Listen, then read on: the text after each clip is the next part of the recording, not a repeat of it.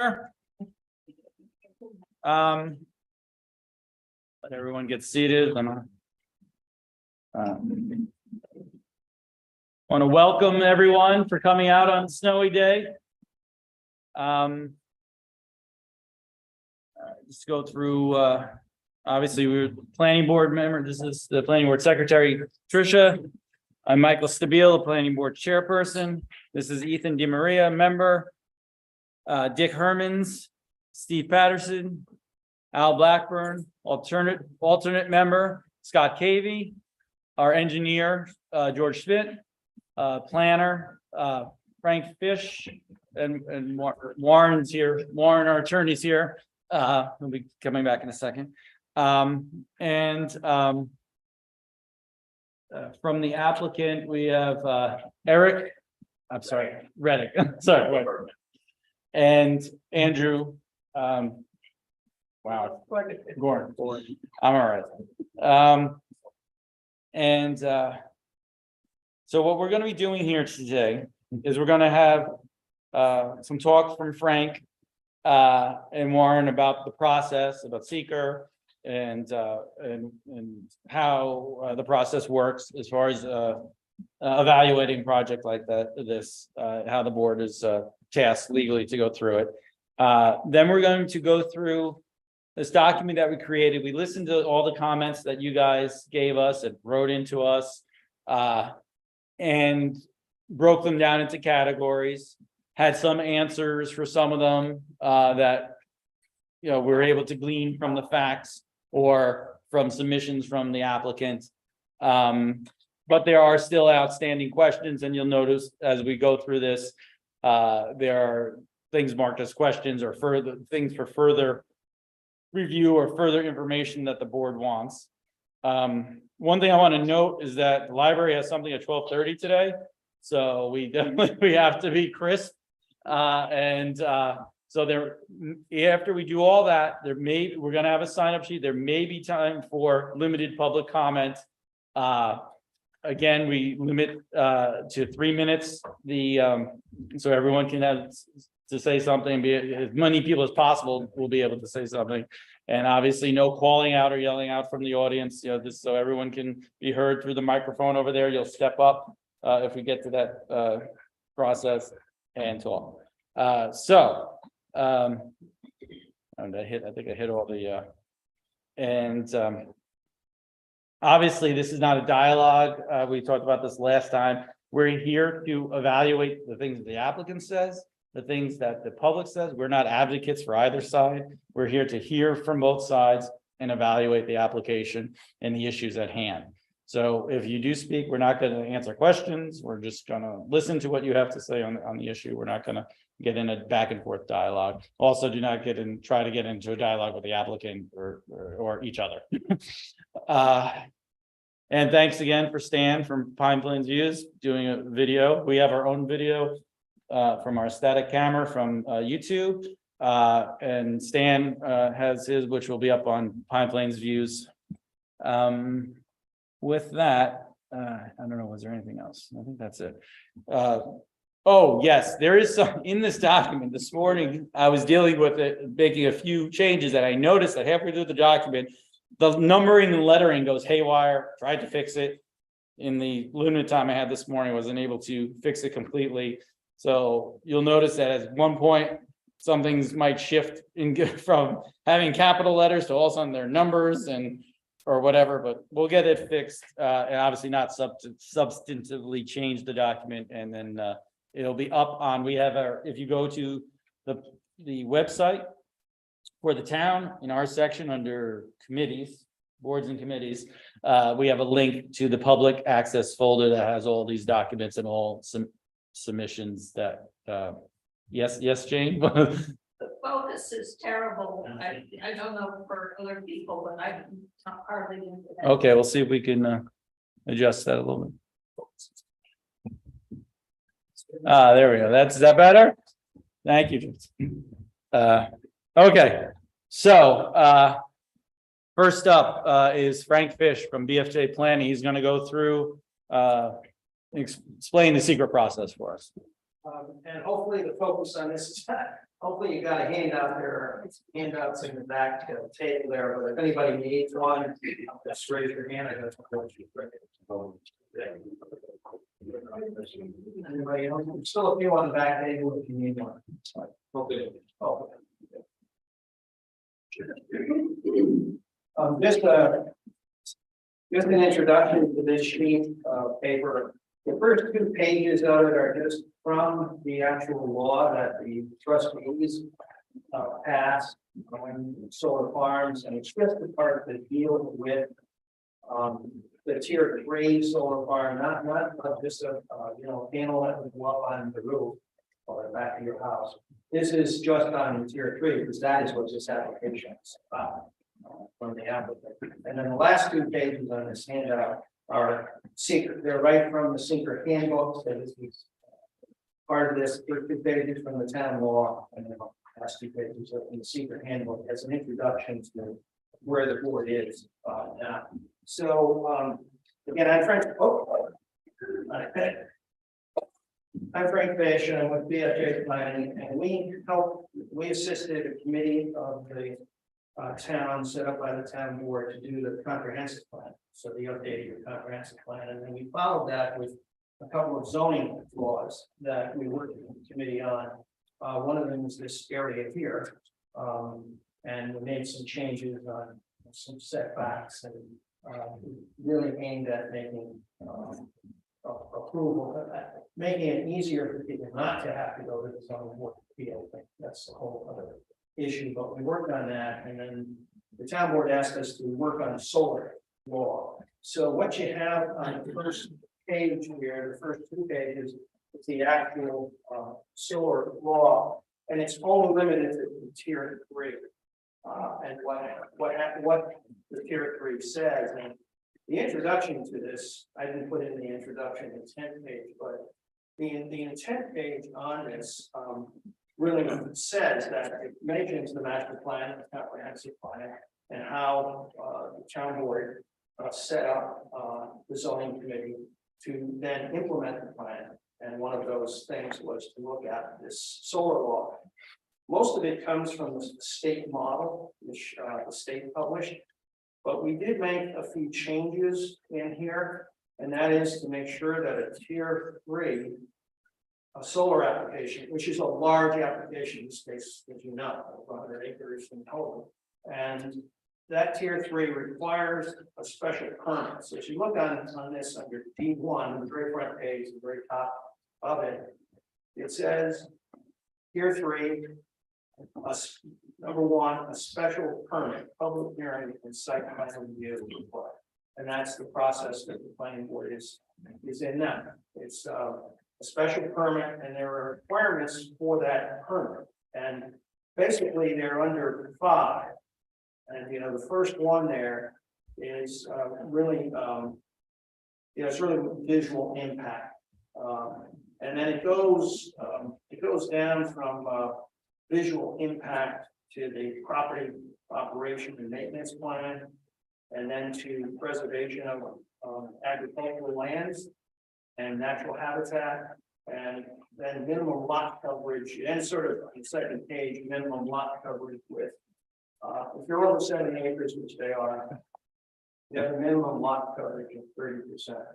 So basically, a little less than 1/3 of the site can be covered with the solar panels. The other 2/3 are supposed to be left alone. So that's the solar law that's in place now. This was adopted, I don't know the exact date, I think it was adopted in 2022, late 2022. So that's the law in place. And I just wanted to review it because just so that everyone knows what's in it. One thing that's not in the model law of the state is the town, we made this a special permit to give the planning board sort of extra authority here over this application. And those requirements of the special permit are listed. That's why I just wanted to give you the first 2 pages here.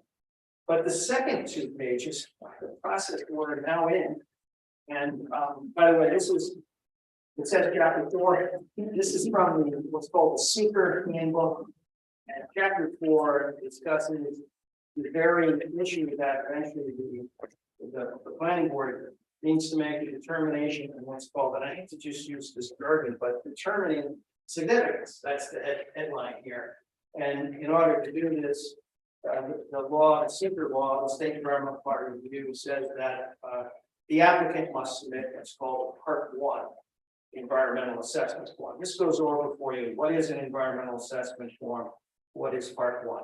But basically, the applicant submits Part 1, and all it is a description of the application and the applicant's view of the initial impact categories. That gets submitted, and on that basis, the planning board did declare itself. The planning board here is under seeker, what's called the lead agency. It's the agency with the most power, the power to approve. That is, they can grant the special permit, they can grant the site plan or not grant it. So they are the lead agency under the State Environmental Quality Review Act, which is hence the public hearing that the board is open, and also this work session, and there'll be a continuation of the public hearing, and I think I'm sure considerably further, analysis of this, but the EAF, how's it organized? That's what this goes into, and then it goes into what's called the long form EAF. This is what's called, and I don't mean to throw out. I hate to use things like a type 1 action. It's have to be a type 1 action requires a long form EAF and the most effective EAF. And the town's obligation is to do what's called Part 2 EAF. We've done a rough draft for the planning board. The Part 2 is the planning board and its consultants, for instance, engineer, their view of these impacts. And there's 18 categories in Part 2 to determine impact. And we've been discussing with the board basically all of those, but we've checked off for the board sort of 3 that came to mind immediately for us. And that was impacts on habitat, impacts on visual or aesthetic resources, and then consistency with community character. Those are 3 impacts we've been discussing with the board. Eventually, the board has to decide on those impacts and decide what to do. And the board will eventually have two choices. You can either in seeker after evaluating these, and then if the board feels there's further mitigation necessary, mitigation could be tree plantings, tree preservation, smaller site, things like that. If those things are done, they can be incorporated as part of the action, and that might put the board in a position to do what's called, I'm not advocating either one of these, by the way, just put the board in a position to do what's called the negative declaration. That is, no, there are not impacts that rise to the level of significant adverse. To me, all of secret comes down to, is there a significant adverse impact to this action?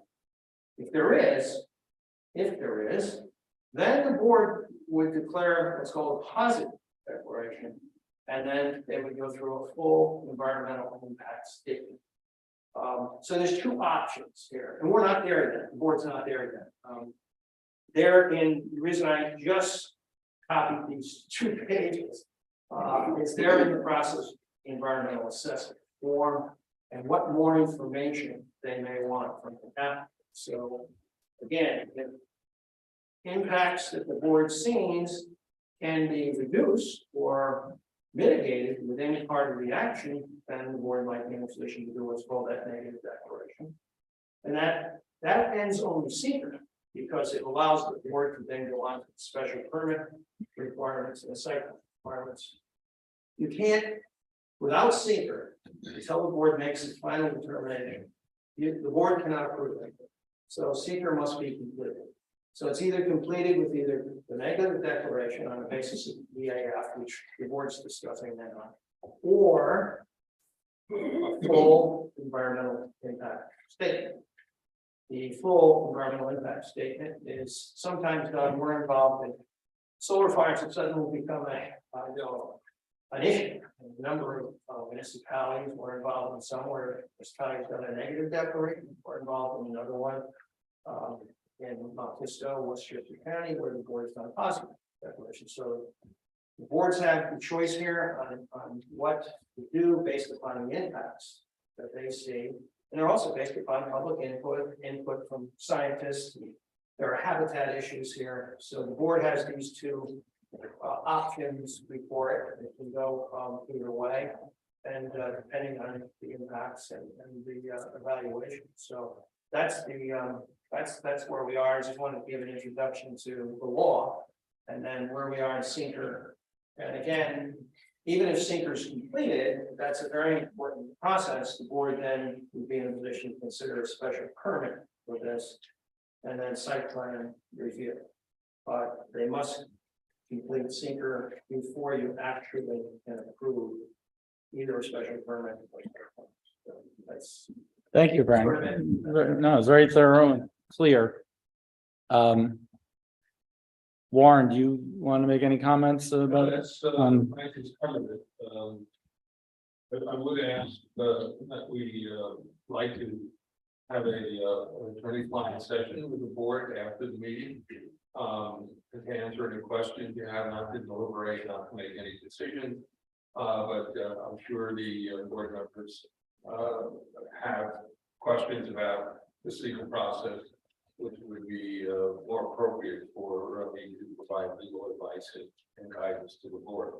No action would be taken at that meeting. Everything would be accessible, be done in public. That would be after the close of the public hearing, and the public is not invited to that. Right, right. Not to close the adjournment of the public. I assume we're not closing the public. All right, that sounds like a plan. Warren, I just have, if you could talk about if a negative declaration is done, obviously that doesn't imply that the board would then approve the application, right? There's a further set of criteria and deliberations that then occur, correct? No, yeah, the negative declaration only applies to the environmental issues and whether they can be adequately or they have been adequately mitigated by virtue of the project, and the plans for the project. Doesn't mean that the applicant will meet the further threshold that's contained in our zoning codes for special use permit and site plan approval. That would be evaluated by the board during that process. All right, so if you remember at the last meeting, I said we were at the middle of the beginning or something like that. So now we're approaching the end of the beginning, right? They were heading towards that secret determination.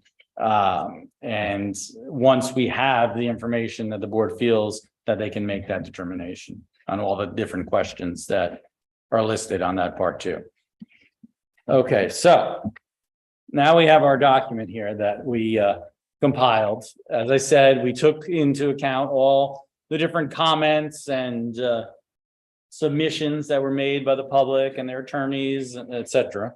And I think there's a pretty good outline of what we got here. So the first set was environmental issues, and we will go through the specifics on all these as we scroll down. And you have quality of life and value was brought up by a lot of people. Obviously in there you see visual impacts, property values, noise, traffic. You have agricultural issues, such as the soils and the farmland that's there. You have safety. You have the fire department has weighed in with some concerns, and we're waiting for them to get with the applicant and iron some of those things out. We had some questions about lightning, and that actually was answered at the last meeting, as you'll see. Text some other things there, and we have regulatory issues. We went over seeker. There's some issues, and we'll get to that when we get there, about solar policy and the choice of choosing this applicant or having solar in the town at all, or et cetera. Community character and consistency obviously is a big part of some questions that we have to answer on the part 2 form. There was tax issues brought up. There was all this talk of due diligence as far as the entities that are applying. And then there was a lot of talk about transparency as to, has this board been transparent in its, processing this application? Then there was long and short-term risks such as the construction bond and the decommissioning, plan, et cetera. Now I'm going to try to scroll to the next page, but let's see how this, oh, look, it worked. Recycling of the panels, what happens in 25 years, ownership and the conservation plan they have for the land. So here we go. So environmental, the wetlands. So we had the town engineer, George, went and did a site visit with, remember from CPY, right? They were, someone from CPY was there. A couple of members of the board were there. I believe one of our town board members was there, Sarah. And that was looking specifically, the main reason was to look at the wetland issue. Now, we received this comment from what's known as a 239M referral. Like any application has to go to the county planning department to see if they want to weigh in on the issues. Now, they made a comment, but left it to local concern. As Warren, can you explain when they do that, like as far as how that binding or not binding us, the difference between them making a comment and making whatever, something beyond a comment, a Right. declaration. Dutchess County Planning only made a comment. They did not, they did not go further to the point of making a recommendation, which they would want to see the board follow in making its determination. It's not mandatory. But if you don't follow that recommendation, you have to have a supermajority vote of the town board, and you'd have to be able to explain why you're not following that recommendation. In this case, the county only had a comment on wetlands. And that should certainly, we should make sure that that has been satisfactorily addressed, but beyond that, there were no comments of the county planning, which would be of concern to the planning. And what I did was here, I pasted the actual comment right into to here, what they said. And George, can you just speak to this in light of your visit and what they're saying there? So, the applicant had their environmental scientists review the site. Originally, they prepared a report, submitted it to the board. The question came up that the National Wetland Inventory Mapper, which is an online geographic information system that's free for everyone to use, shows a wetland, and the consultant had concluded that it was not a wetland. Important to note that those tools that they put up on the web for people to use are for general planning purposes only. You are supposed to and are required to go to the site and actually look to see if it is there, if it's bigger, is it, etc. In this instance, they concluded that it in fact was not there. So we went back to look to make sure. We looked at the site soils, they were not hydric soils. We looked at the tree overstory, they were not what's known as hydrophytic trees, so those would be wetland loving trees. Hydric soils are soils that appear in wetlands. We did not see any secondary indicators of hydrology. So I agree with their determination that this in fact is not a wetland. To be a wetland, you need to have all three of those criteria present: trees, hydrology, and soils. So again, we went back out just to make sure that it wasn't missed the first time around, make sure that we agree with their assessment, and we did. Thank you. So next thing was trees. Obviously, there's a lot of trees that would be cut down. The parcel, where the actual panels are going to go is about half cornfield and half trees of not really old growth, but they're sizable trees. And so it's somewhere in 20+ acres of trees.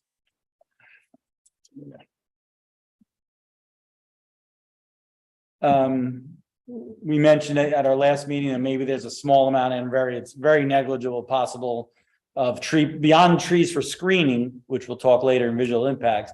talked about maybe some fields that will not be used for agriculture in the future. Possibly having some plantings done to help mitigate the tree removal, but and to be honest, there's not much land there that would be available for.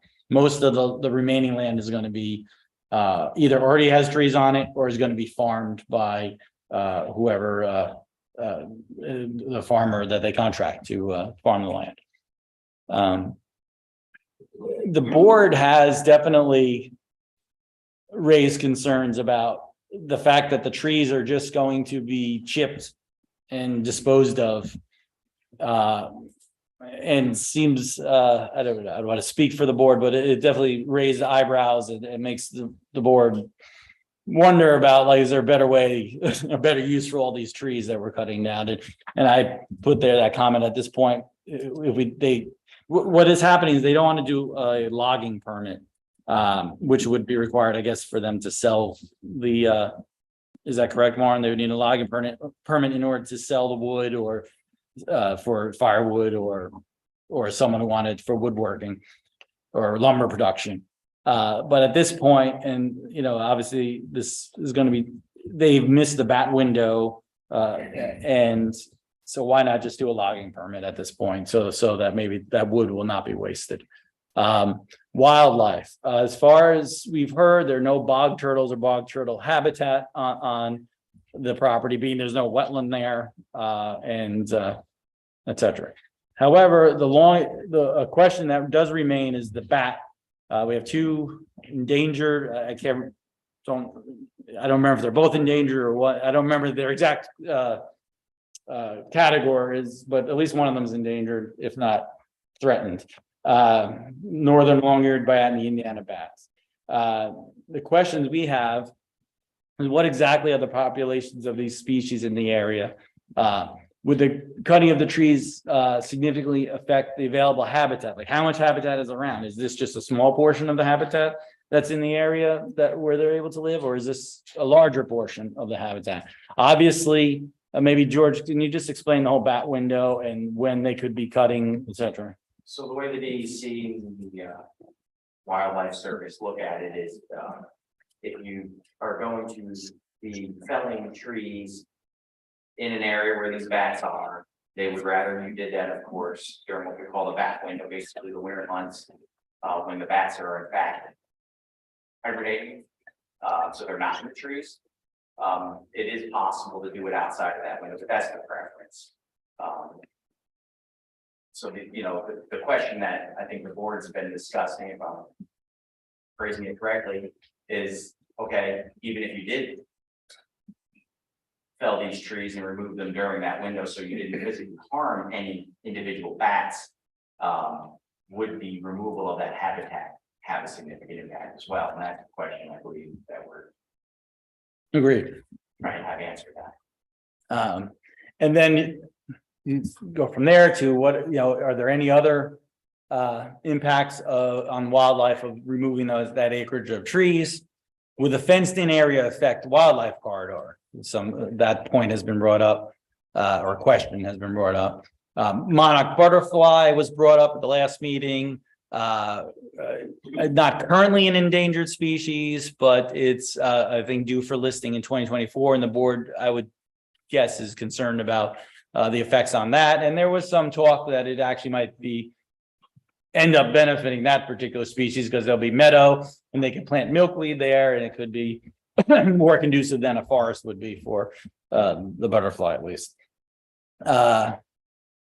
And there is opportunity if the plan were to go ahead, they could have beekeeping. As we know, the bees are under pressure from pesticides and everything else, so it would be a place where bees could be kept. There's runoff. Okay, so we went over the whole runoff. There's extensive stormwater protection plan. There's going to be a retention pond near the entrance of the site near 199 down the bottom of the hill there. Fire retention. I'm sorry, it's not a retention pond. I'm sorry, that's the wrong word. No, thank you for correcting. Bioretention, not Yeah, we talked about that at the last meeting. The difference between the two of those. Different practices.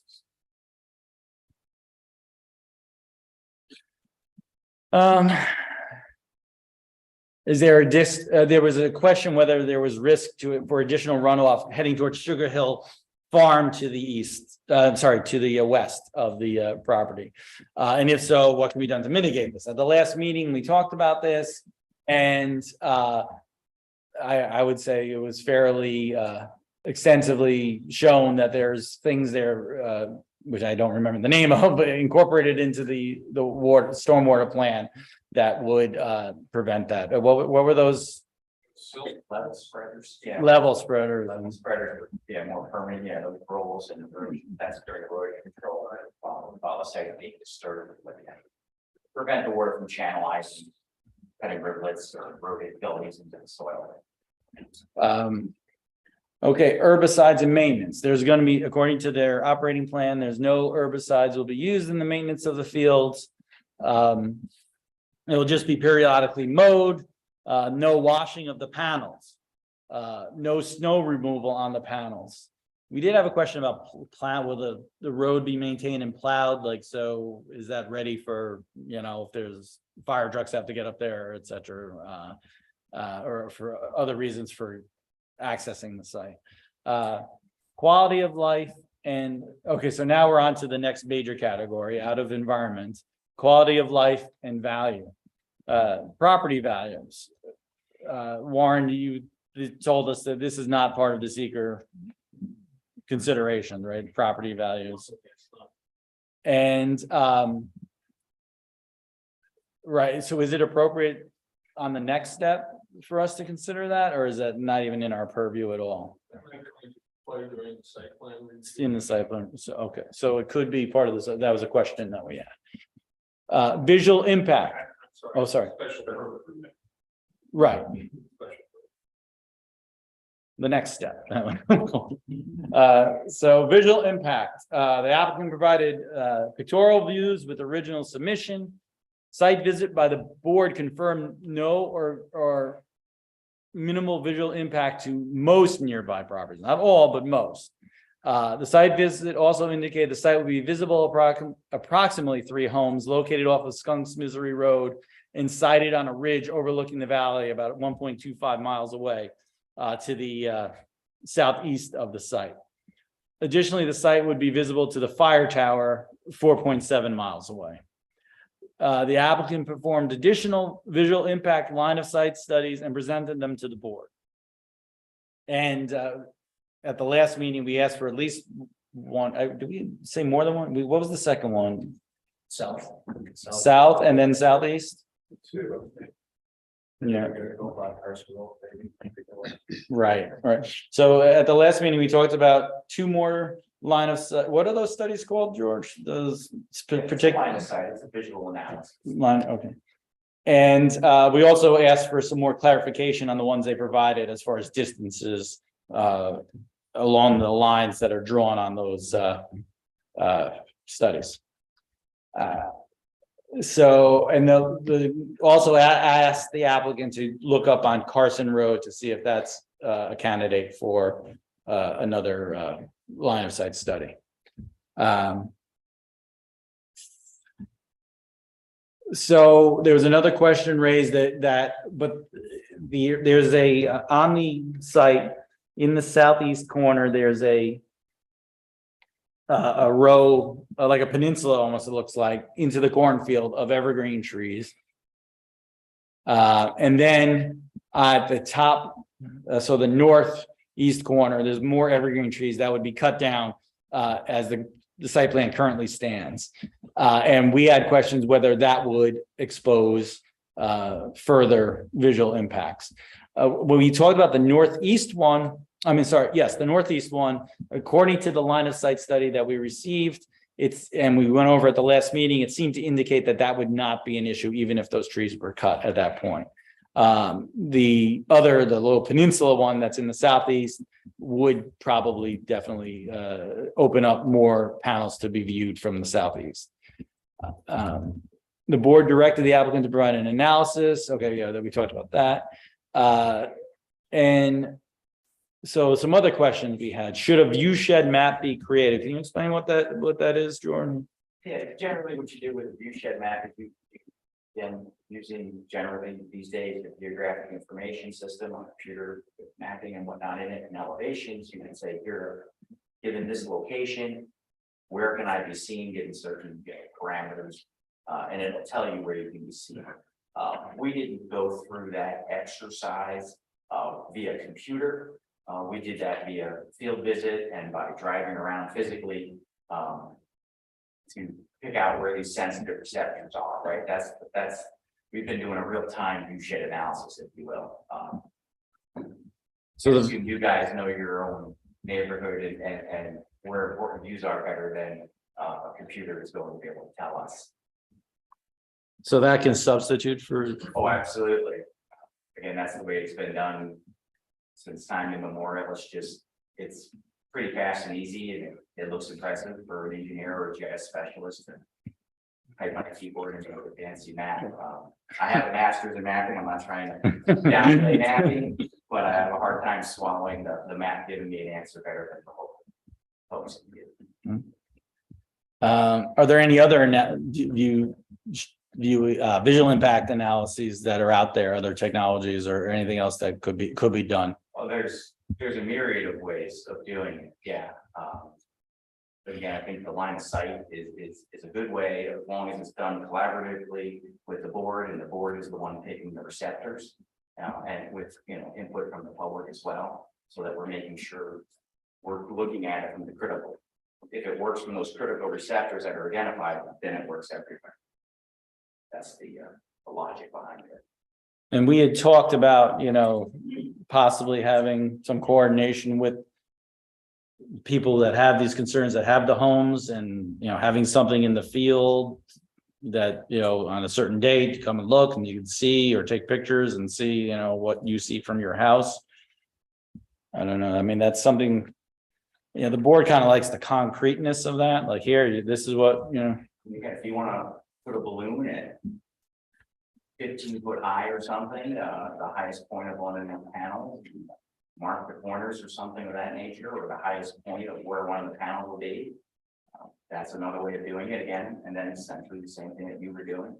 Drive around. is there a name for that, or is that just, Yeah. was it balloon? Yeah, very creative. We're creative ones.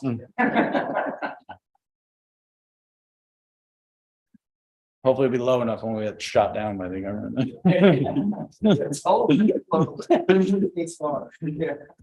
All right, so noise and lighting. The operation of the plant obviously will have little to no noise. The plant will not have any artificial lighting according to the application. During construction, significant noise will be generated by trucks, machinery, and tools.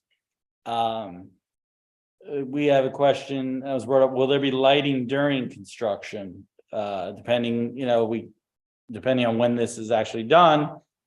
And the bat window again is November through March, is that right?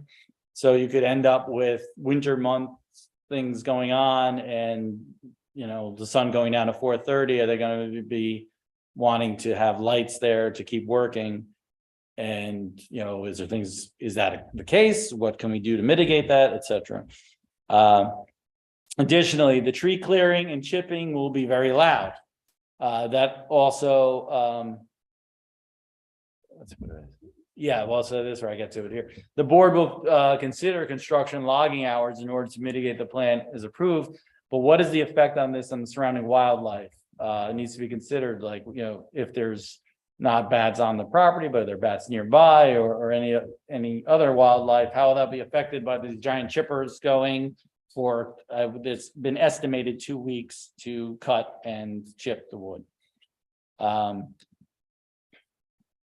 Traffic, the operation of the plant will not generate significant traffic beyond mowers coming every once in a while. And I would assume maybe somebody checking on things or replacing a part that malfunctions occasionally.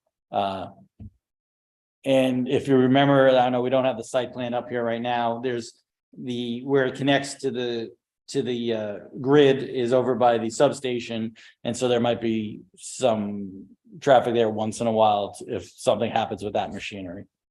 The construction phase will obviously generate an increase in traffic.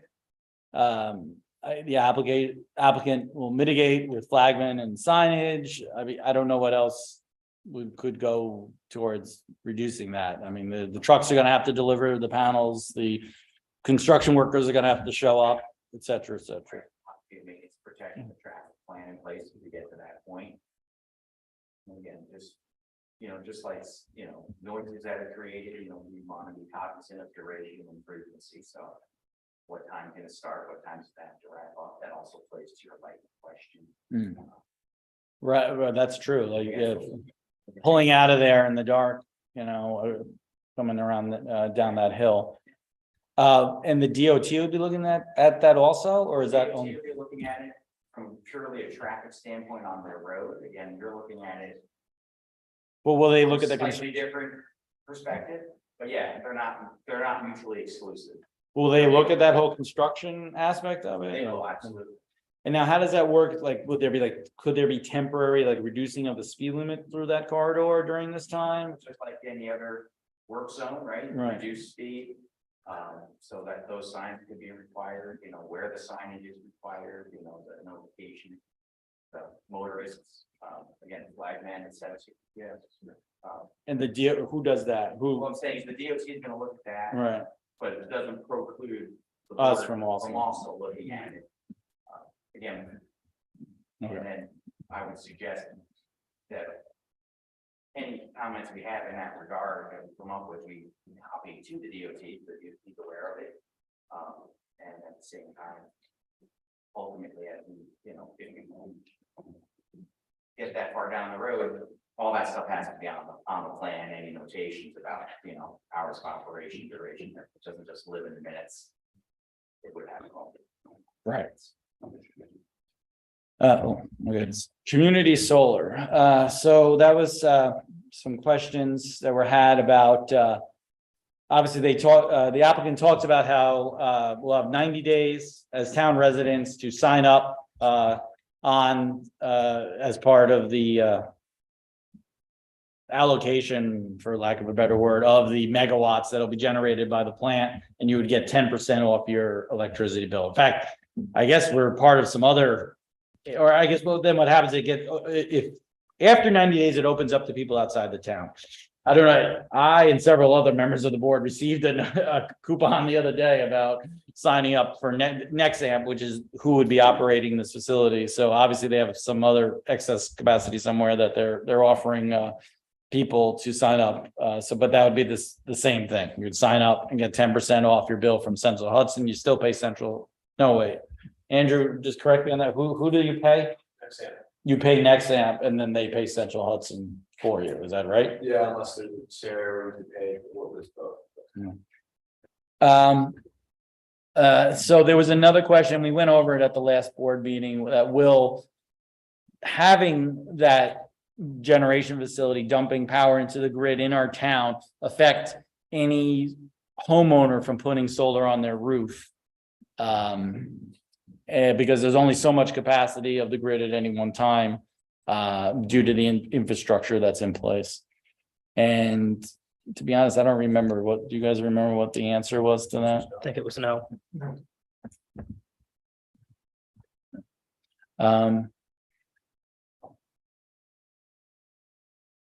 Was it?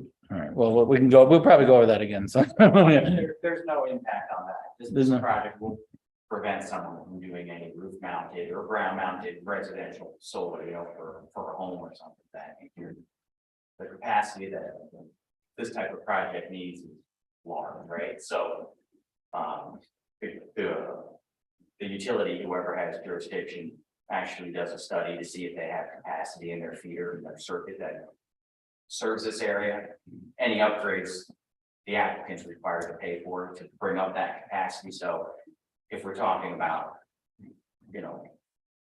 capacity for a single residential use, the capacity is actually increased in this local area because of any impacts, upgrades that are being done. It would just be another solar farm, perhaps, that wanted to come in that wouldn't have capacity. They'd have to do their own upgrades to bring that capacity into fruition. And we already talked about the limited hosting capacity for these size projects in our town to begin with. It's just that corner of the town through that. Okay, agricultural soils and farmland. Ag and Markets report indicates there's a small amount of prime soils on the site, well below the threshold that they require any sort of mitigation or mitigation fund. The applicant will address uncompacting any soil as reflected in their construction plan. The current farmer is, we believe, is Lonan Farms, and we sent a notice to them. We have not heard any comment officially from, I think, someone who worked for them talked here at the last meeting, but I don't believe we received an official comment from the farm. Again, that's their fairly large operation, and this would be a small amount of fields they would be losing in relation to the rest of them. Again, they don't own the land, they just contract with the current landowner to farm them. Safety, fire, the board has yet to receive an official comment from the fire department. Informally, the board has been made aware of concerns about monitoring for the fire, being access to the site, and the applicant has informed the board about, you know, they basically need to get together and talk to each other and whatever things, like it's called a knock box, in order for them to get into the site if there was a fire and such. The applicant says that the monitoring that goes on in the system would indicate any sort of fire or problem. And there's no fire suppression or obviously it's outside, it'd be hard to do to begin with. And it's not something that happens outside of units that have lithium ion batteries, and there are no lithium ion batteries in this plant. Yeah,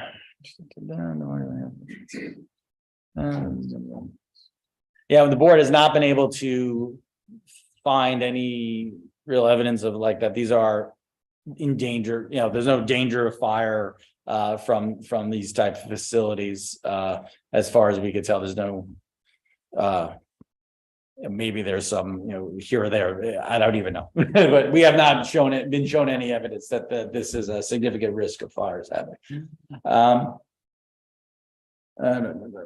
We talked about this at the last meeting, that at the regular meeting, that there's no need for lightning mitigation. The things are grounded or whatever, and it doesn't increase lightning strikes.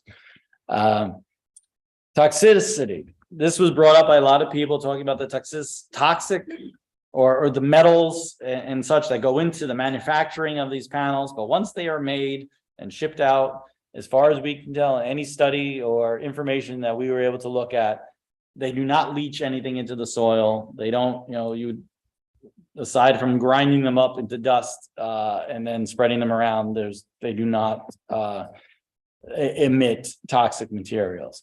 EM radiations, again, no evidence or studies or anything that indicates that they pose any sort of hazard in this from that. And obviously, the further you get away from an electrical device, the less that would even be a chance if that were to occur. We're not saying that it is. Regulatory. Okay, so now we get into some things that a lot of this was not in our purview. There was a lot of talk about the solar policy and the choice of applicant. So the state and local solar policy are not the purview of the board. The state has this goal, this 10 gigawatt goal for the state, which equates to about 1,000 of such facilities across the state. You see there's 933 towns and 61 cities in the state. You do the math. It's approximately one of these facilities for every town and city in the state. The town did not go looking for Carson Power or any other solar company to install a facility. This is between a private landowner who's looking to sell their land and someone has a company that wants to develop a solar facility in conjunction with another company, Nexamp, to run it for the next 25 years. Yeah, so this is outside our purview, all this stuff. You know, whether or not it's a good idea to do solar, and we received a lot of comments about that. Again, not in our purview, not something that we can question or have to consider.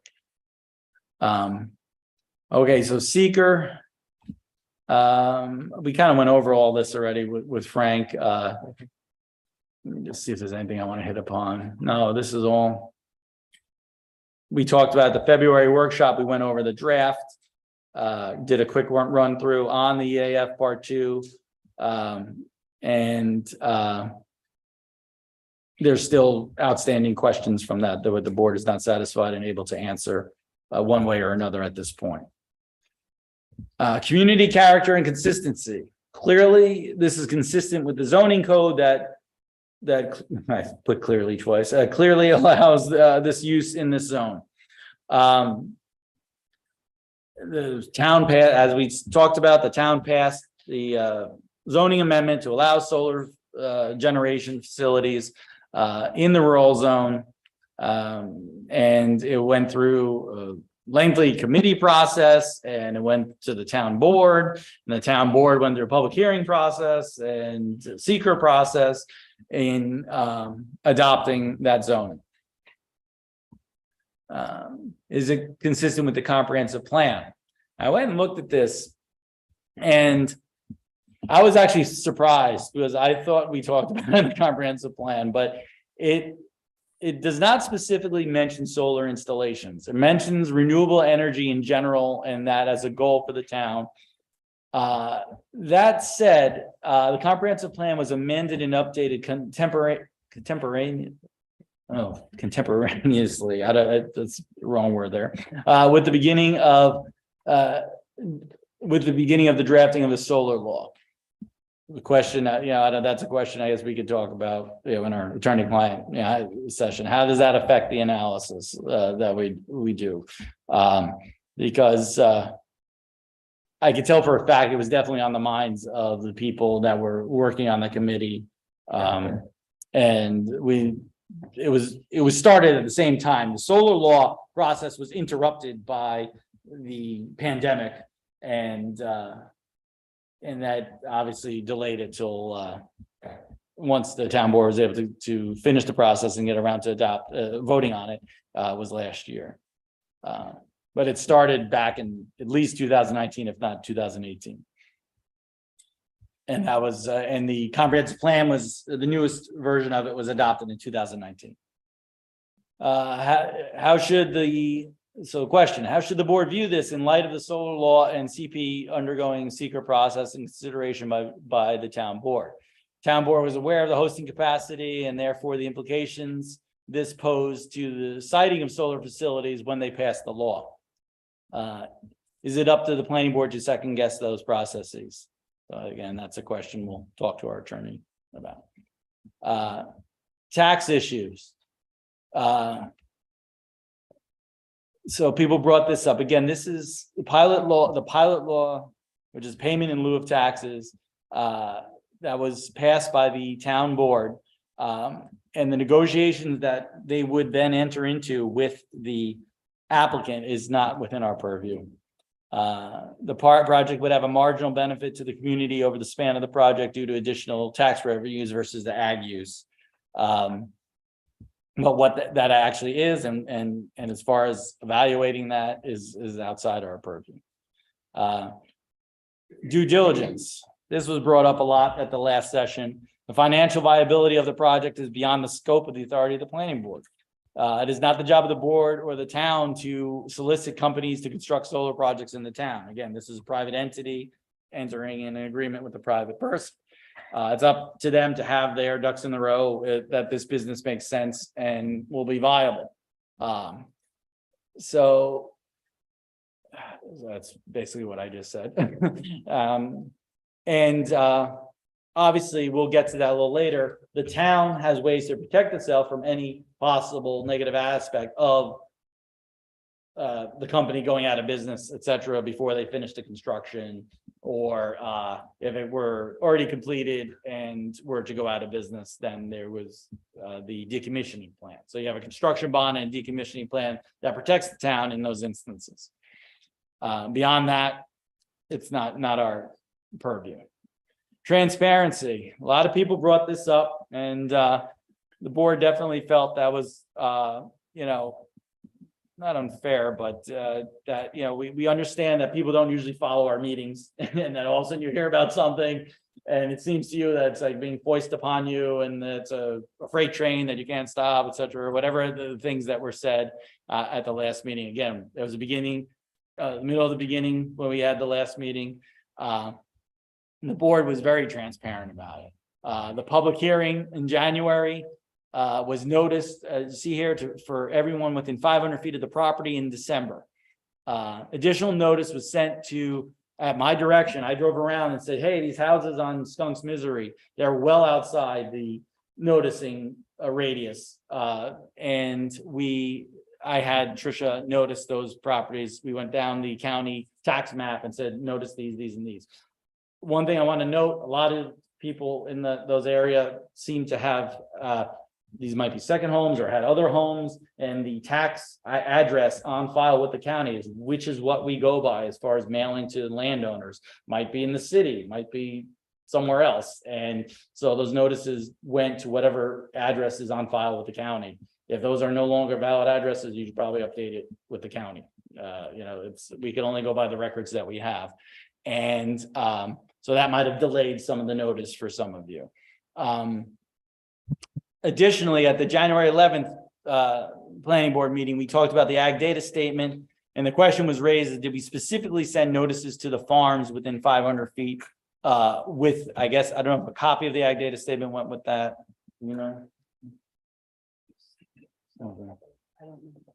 but so they should have already been noticed to begin with, because they were within 500 feet of the regular notice requirement.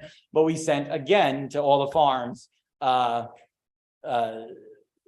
notice. And one other thing about that, maybe perhaps the addresses were different. The address we had for the farm might be different than the landowner. I'm not sure exactly where the addresses were generated for that. So, but they went to the farms that we had on the ag data statement.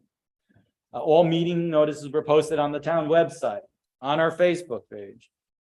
Obviously gone over in our meetings, where else? Town board's YouTube channel, all the recordings are there. All the public documents are always posted to our public folder, which is now on Google Drive. And for this meeting in particular, I also made sure we posted around all the bulletin boards in town that I could think of. The Moose, the post office, Stewart's, PEX, etc. Okay, long and short-term risks. Construction bond, as I talked about, to make sure that the project is completed and constructed completely. The applicant would require we would require a construction bond for the applicant. I need to take a drink of some. And this was a question that came up with that construction bond. Like, so they cut down all the trees and then start building the thing and then stop. So could we require them to replant all those trees they did, or have money in there to cover some of that, or what? That would be covered by the construction bond, which just to make sure that the project as approved is completed within the time period to the state of our code. So if they cut down all those trees and then end up not putting this plant in, and then that's it, there's no penalty we could put in place if that were to happen. Look into that. I never seen that. Well, I mean, it's an issue, right? Because part of the offset of the trees that are being removed this is a carbon neutral, generation of power. And if you remove all the trees, and then the plant doesn't actually happen. So all you've done is you clear cut 20-something acres of trees. Construction bond, penalize the applicant.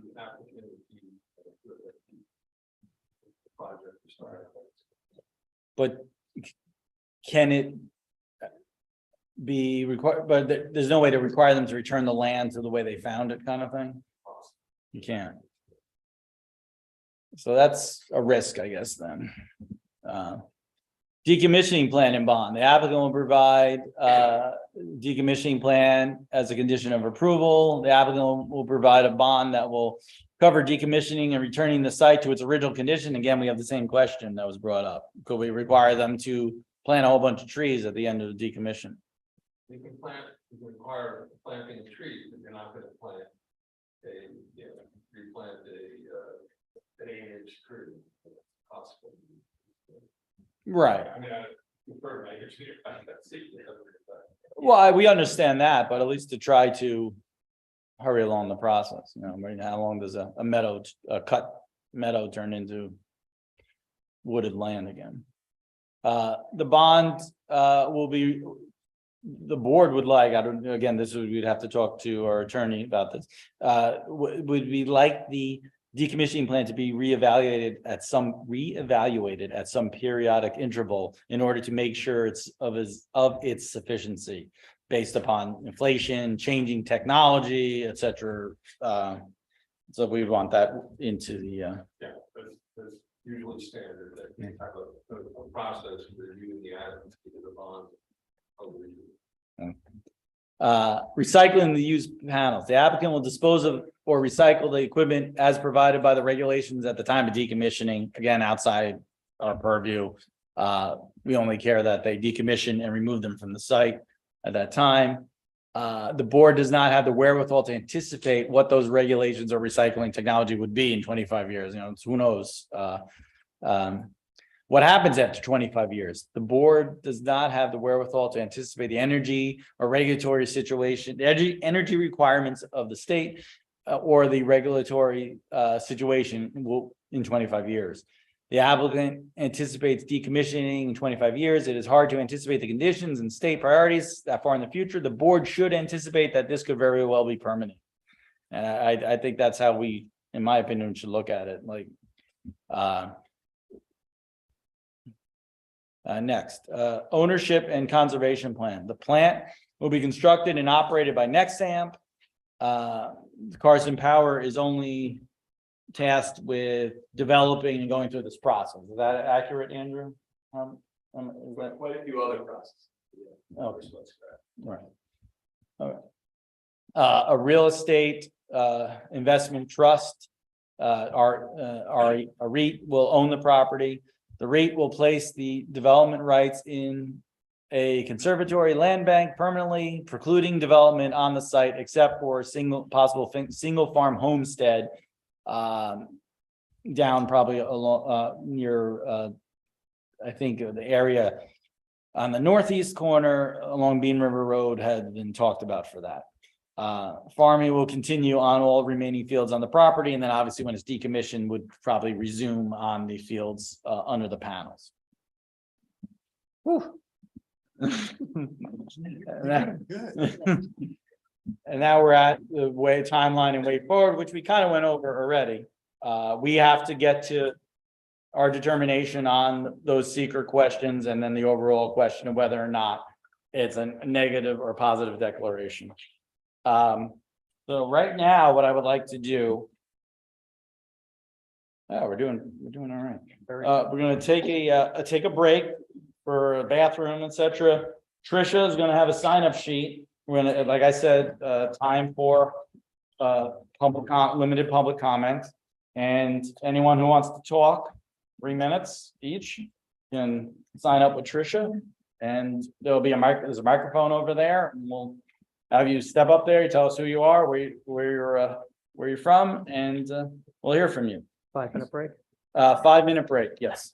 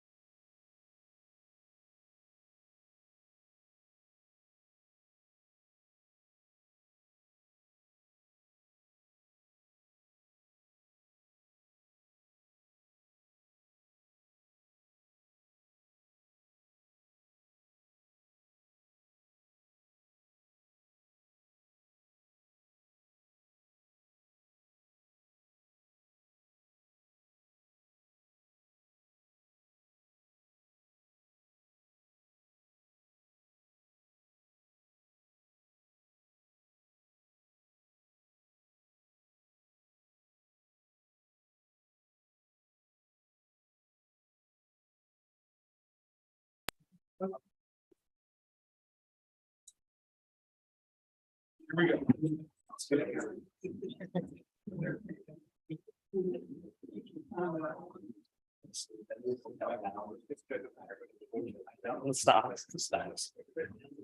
So. It's a shame. We should bring those back. Last.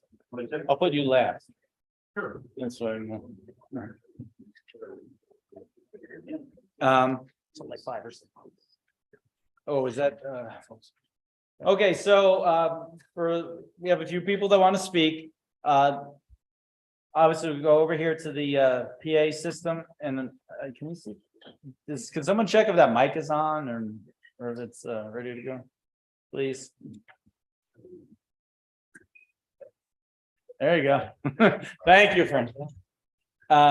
So, first up is Pavan Gatani. Oh, I gotta set my time.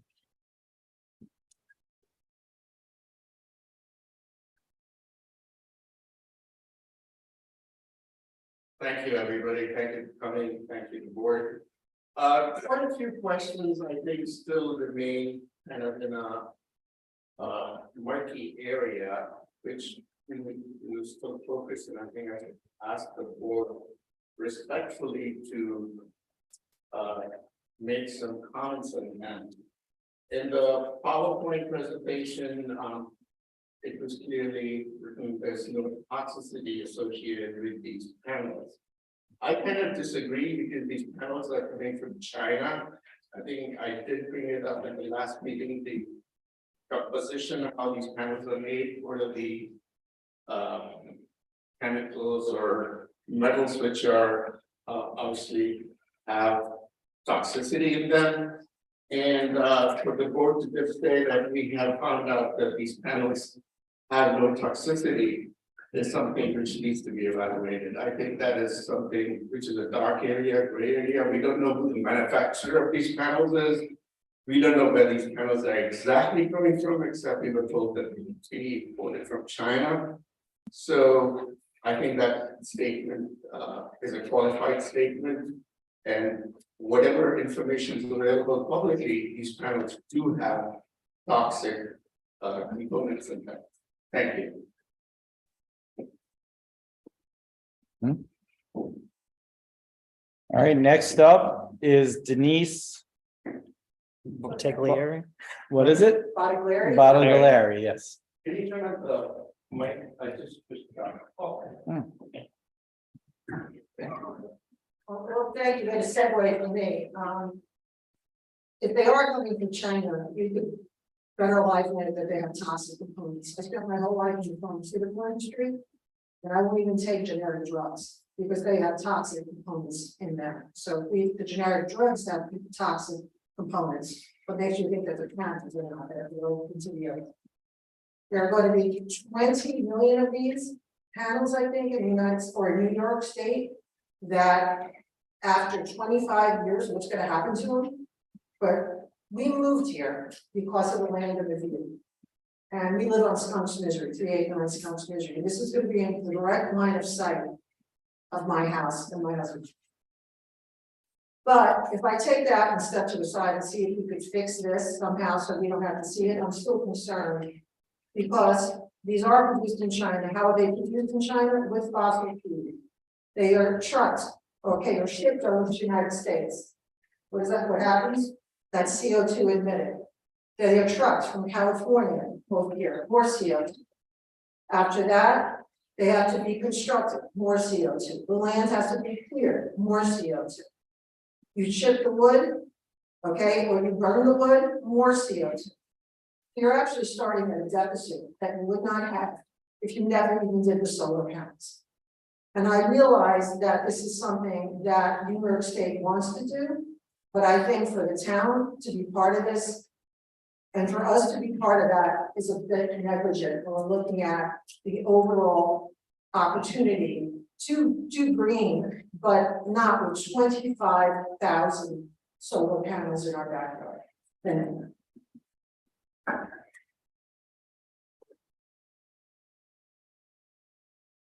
You?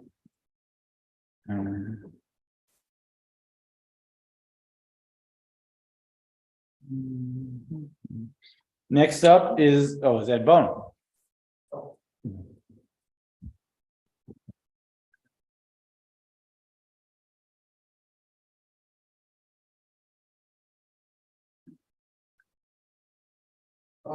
Well, thank you for all your time and effort putting into this process, which is extremely important to us. And this segment, we're talking about the CO2 emissions and what's coming from China. I think everyone realizes is of importance that we can't even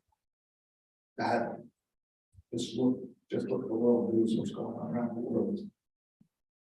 But as my wife said, on the other half of the needs, I'm creating Wisconsin Misery Road. We bought that property 2 years ago.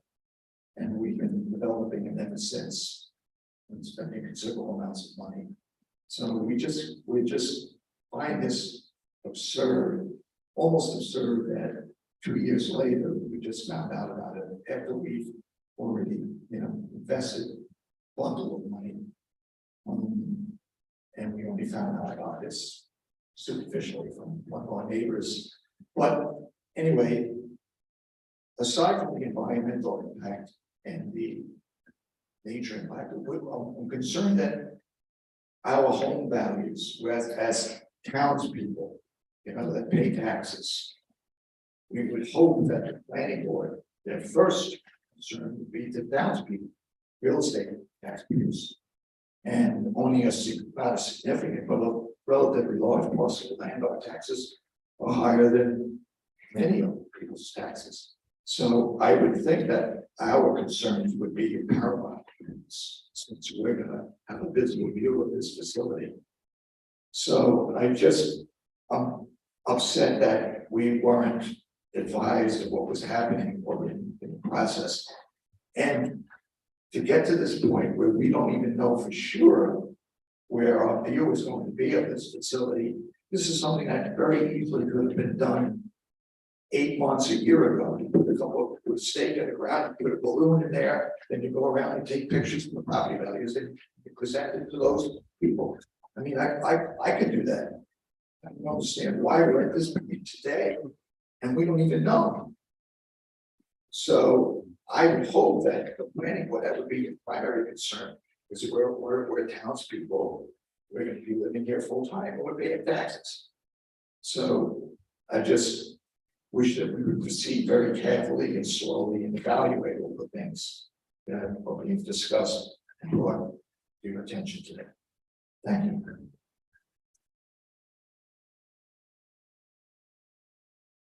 Thank you. Michael Golden.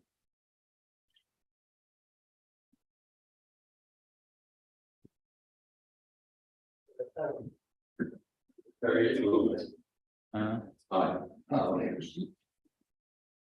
I think just before I speak about what I was thinking about, your notions of what it takes to actually implement all of this, that sounds like would be a simple-ish exercise that somebody could do, and maybe you guys could get a third party to do that, and just to illustrate if and how much of a net gain there is involved in terms of switching to solar energy. I mean, that would behoove you all to do that, to try to convince us of how important it is to have.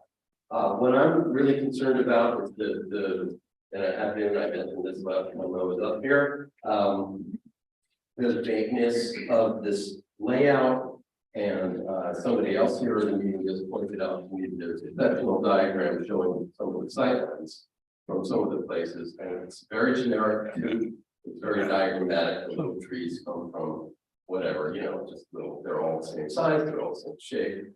And it does show the panels starting to encroach down on the east side of the ridge, which was a big thing.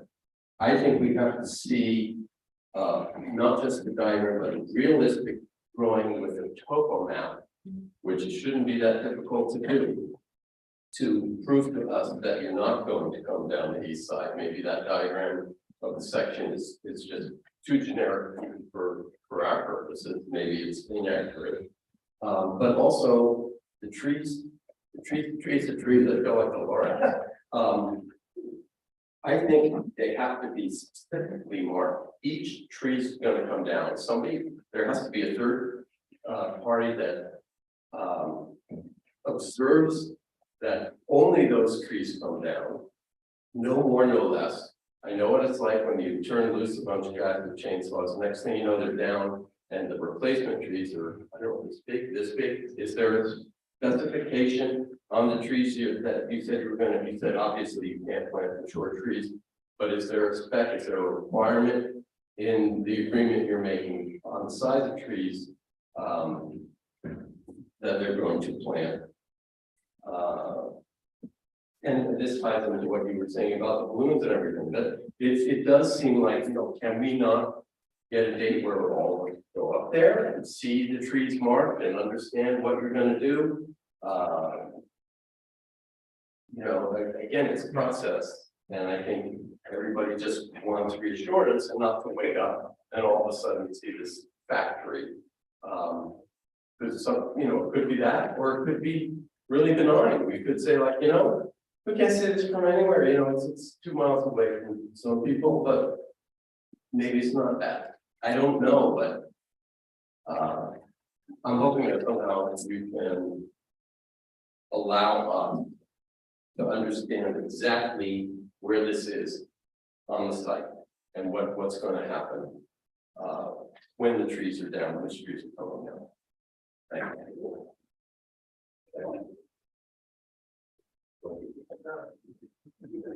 John. Thank you.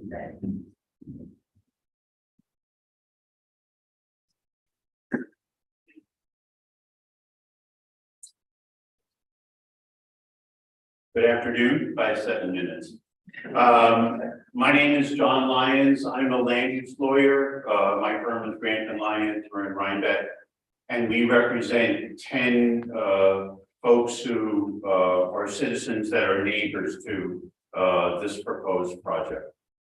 I want to say thank you to the board. I've attended the last few meetings. It's clear to me that the board is working very hard on this, and I understand our firm represents a number of planning boards, and I'm very tuned into the fact that everybody on the board is volunteer, and you're all taking time out of your lives to work for your community and to try to work on complicated issues like this one that's being presented. So I'm grateful. I'm also grateful to Tricia, who's been very helpful to me as I come in pestering her with questions and requests for information. Yesterday, we submitted to you documents that are advocating for a positive declaration for this project. Frank explained earlier what that is, and we think that's appropriate here. There's a letter from my firm that explains to you the legal reasons why a positive declaration is appropriate. And we've also submitted, we have a team of experts that have also submitted written reports to you. Dr. Eric Kiviat from Hudsonia, who reviewed the application and commented on the impacts to ecology and wildlife. George James, who is a planner who specializes in visual impact assessment. And George submitted a report critiquing what's been done so far by the applicant and also laying out what should be done in order to do a proper visual assessment. We also submitted a report from a planner, Nan Stolzenberg, who some of you may be familiar with. Nan's been a planner for many years, has done planning work for 70 rural communities, and she also did work for Pine Plains when the Durst Barbell project was here, and also helping you write your 2004 comprehensive plan. And Nan's report talks about the consistency of this project with your comprehensive plan and also the impacts of community character, which are huge from this project. We don't agree with the sort of semi-conclusions that have been reached so far on some things. We have some real questions about visual assessment. There is a formal process that's been laid out by DEC for visual assessment review, and we would really urge the board to follow that process here. Visual impact is one of the biggest impacts that's posed by this project, and there's no reason not to do a great job in assessing what the visual impacts are. And remember, assessment is only one portion. There's assessment and then figuring out what mitigation is. How can we make changes to the design of the project that's going to remove these particular impacts? We also would ask you to look hard at Nan Stolzenberg's report, because it may seem obvious that this project is consistent with your comprehensive plan, but it's a much more complicated question than that. You did pass your solar law. There's a desire to allow renewable energy, but that doesn't mean that we throw out all of the other goals that are set forth in the comprehensive plan. The idea is to try to reach all the goals. And so you need to be considering, just because the solar law is down doesn't mean that there's an institutional approval of doing this. And, those were approved for large zones. And so what's being proposed doesn't necessarily mean that this is the right place to be doing that. In our view, the threshold for a positive declaration has been met. It's very low. If there's a single significant adverse environmental impact, that's sufficient to issue a positive declaration. And there are many, more than one in this particular case. And what you have, the work that you've done with this document, what you have on the screen actually is a wonderful start on the scoping document. The purpose of a positive declaration isn't to deny the project. The purpose of a positive declaration actually is to create a formal structure that allows for further study of the potential moderate to large impacts that have been identified. And as you can tell from the comments that you've gotten so far, and even from the comments that came in this morning, there's a real hunger on the part of the public to really understand what's being proposed here and to make sure that the mitigation is actually going to be effective and directed at the positive impacts. An environmental impact statement will really pin everything down. Applicants don't love them, but they're actually really important for communities because applicants propose to you what is best for them. An environmental impact statement really asks them to drill down on the impacts that are proposed. It's going to be presented to you in writing. It also forces them to present in writing specific mitigation plans. Everything is pinned down, and then that goes to you for review, and then that goes out. You have to have a public hearing, and that goes out to the public, and we get a chance to look at the draft environmental impact statement and bring comments to you about it. The other thing that is super important about environmental impact statements is that they require a discussion of alternatives. And that's something that's been completely missing from the dialogue, at least as far as I can tell so far. Alternatives, you'll see in the seeker handbook that Frank was talking about, the DEC says, why do we ask applicants to discuss alternatives in an EIS? It's because we understand, this is the DEC talking, we understand that applicants propose the project and the design that suits their purposes. But that doesn't necessarily suit the purposes of the community. A discussion of alternatives means that you would here have to look at proposals from the applicant about something that's smaller in scale, about a different configuration of the arrays. Maybe the arrays are in different places on the property. We talked earlier today about, well, we can't, there isn't room to reforest this site because it's going to be farmed. Maybe that's something that has to be changed under an alternative. Maybe it can't be farmed. Maybe to mitigate the impacts, we need to have that forest relocated somewhere else.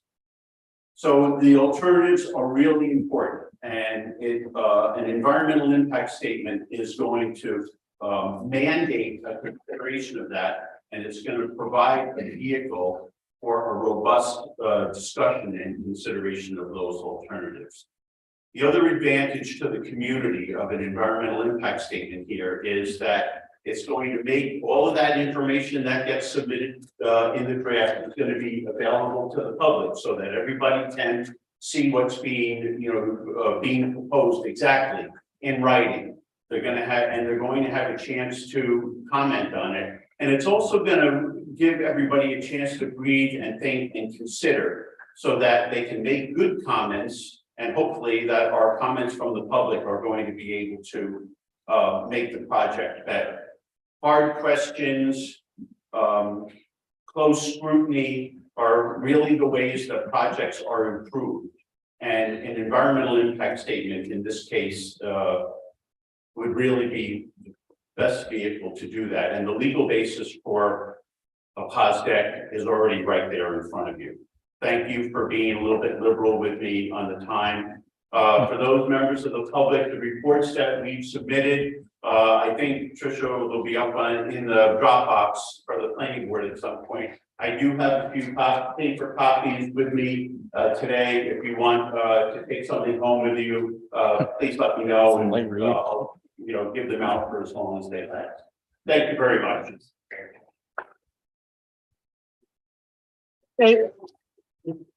And just to be clear, again, we changed from Dropbox, we've been using that as a colloquial term. It's now a Google Drive link. It's on our website, on the town website, in the planning board page under committees and boards. Yeah, we had some issues with the Dropbox security features, so anyway, okay, is there anyone else? You want to go again? I mean, no, I'll get you.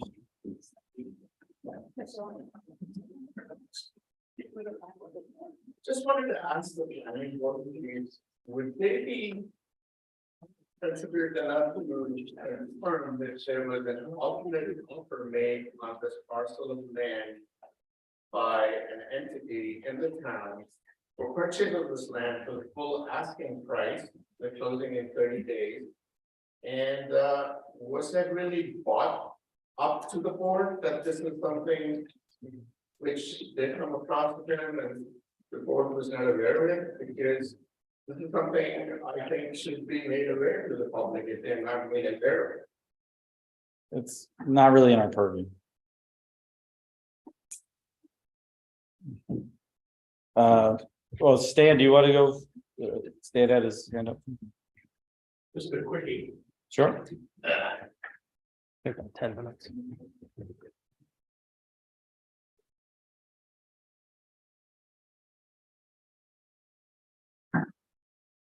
Obviously, I didn't prepare anything in your filming, but I mentioned one basic thought is why is this happening? We're talking about climate change. We're talking about, is there really a climate change? What is the offset? How much carbon are we saving from going into the atmosphere by building this solar system? It requires some carbon accounting. I know it's very difficult, it's very vague. But just a rough idea, how many gallons of oil will we save? Tons of coal. I just think it should be a consideration, just a basic thing, why this is happening. I have a website called Thinking Global, Acting Global. And I think this is a great example of it. What is the responsibility of our community or any community to help mitigate or extend the life of the planet, the people on the planet? Okay, that's it. Thank you, Stan.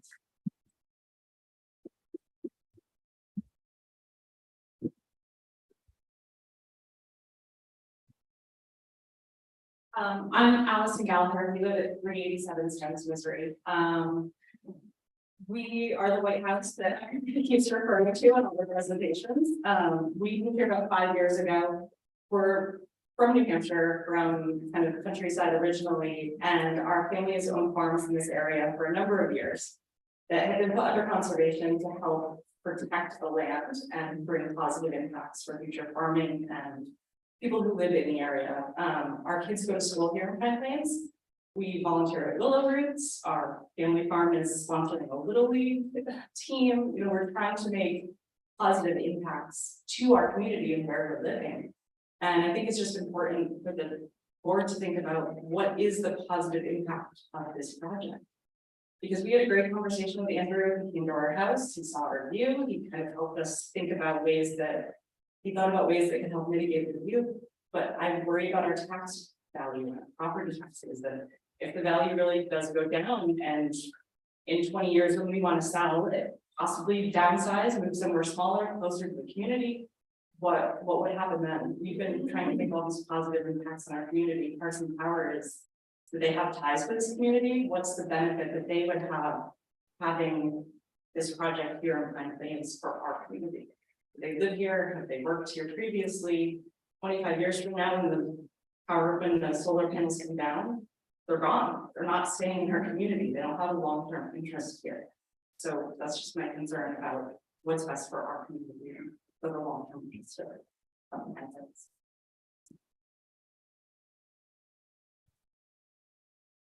Anyone else?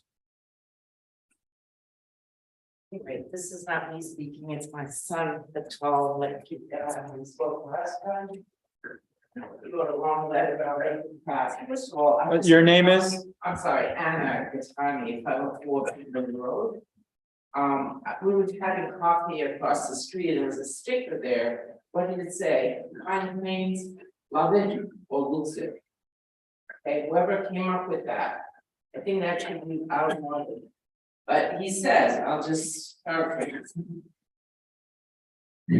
As someone who understands this industry well from a financial perspective, I would urge this community and board to include as a criteria of our due diligence, a deep understanding of the counterparty. It's 32, so he expects to be here another 50 years. The incentives that dictate their actions and their ability to keep their promises to us, the community, in the hypothetical future they describe. Carson Power is not an altruistic agent of change. They're an upstart real estate development company, and a handful of recently acquired employees and not dedicated funding. Their entire reason is to convince us. Hold on one sec, I'm sorry, could somebody silence whatever that is, please? Sorry, their entire reason for their existence is to convince us, or the board, to convert mostly farmland for their means so that they can develop quickly and sell even faster as a good profit. Okay, they have no long-term incentives in our community in the mind or long-term. They're essentially a house flipper. It is not the steady partner we need in Pine Plains for a major transformation project. It is not a partner we can trust to make promises. And pretty much what he's saying is that the firm will last only as long as the temporary advantages that the New York State generous tax benefits allow for. As this tax program is already changing, I question, you know, what the foreman is going to be in 2025, and he expects to be in this community at that time. Thank you.